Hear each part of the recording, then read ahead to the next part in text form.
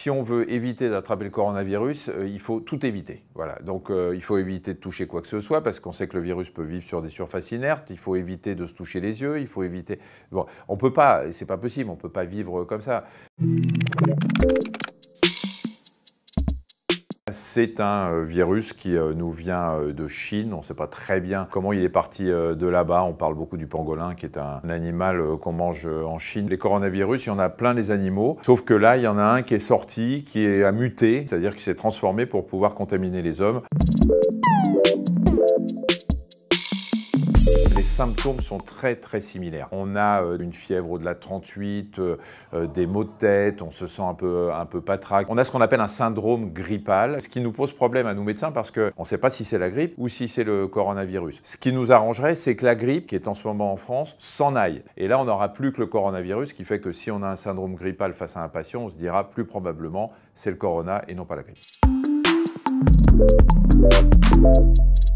La grippe s'en va en général quand les températures augmentent et là on n'est pas sûr du tout que le coronavirus va attendre le printemps pour s'en aller. Il a l'air de résister et de se foutre complètement des températures extérieures. Ça n'empêche pas que le virus, si les barrières qui consistent à éviter de se transmettre sont efficaces, eh bien, ce virus va s'en aller de façon très naturelle puisqu'il n'aura plus d'hôtes chez lequel il va pouvoir se développer pour infecter d'autres personnes. Ce qu'on ne sait pas, c'est si ce virus va persister dans notre environnement et qu'on va le retrouver tous les ans.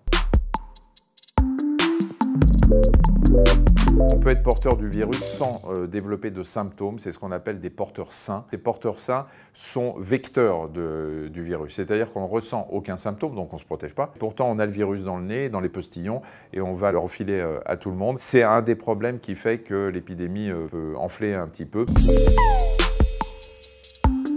Pour le moment, ce qu'on dit, c'est que si on n'est pas malade, il n'y a aucune raison de porter un masque. Ce n'est pas du tout recommandé. En revanche, si on a des symptômes, si on tousse, si on n'est pas très bien et qu'on veut protéger les autres, surtout, on peut effectivement mettre le masque chirurgical.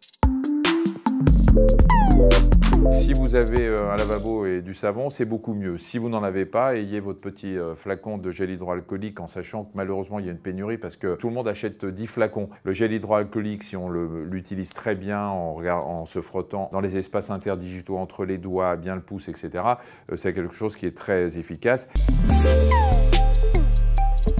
Il n'y a aucun remède naturel, il y a des fake news, il y a des trucs qui se baladent sur Internet qui sont complètement dingues autour de l'ail, du citron, de tout ce que vous voulez. Il n'y a aucun remède naturel. Si vous prenez un remède naturel et que vous êtes face au virus, il va juste avoir un fou rire et il rentrera quand même. Donc ça ne sert à rien. La mortalité est un peu plus élevée avec le coronavirus qu'avec le virus de la grippe.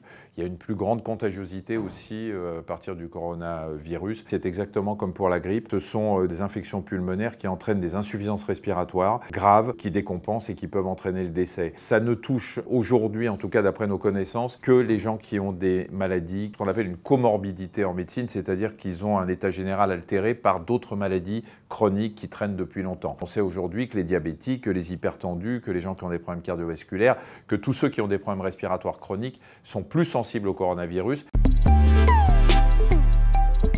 On ne sait pas si le fait d'avoir attrapé le coronavirus vous immunise contre une prochaine rencontre avec le coronavirus. En Chine, en tout cas, ils disent que ceux qui ont eu la grippe sont peut-être un peu protégés par rapport au coronavirus, mais ça, c'est encore des données qui ne sont pas sérieusement établies. A priori, quand on rencontre en général un virus, si ce virus ne change pas, on est immunisé. Le système immunitaire va le reconnaître lors d'une prochaine entrée, mais c'est exactement le problème de la grippe. Il suffit d'une petite mutation, d'un petit changement pour que l'organisme ne le reconnaisse pas. Ce qu'on sait aujourd'hui, c'est que les enfants sont moins touchés que les adultes. On ne sait pas si c'est parce que l'adulte fait une surréaction quand il est infecté par le virus. On ne sait pas si le système immunitaire de l'enfant qui, lui, est en train de se former est plus efficace pour se débarrasser du virus.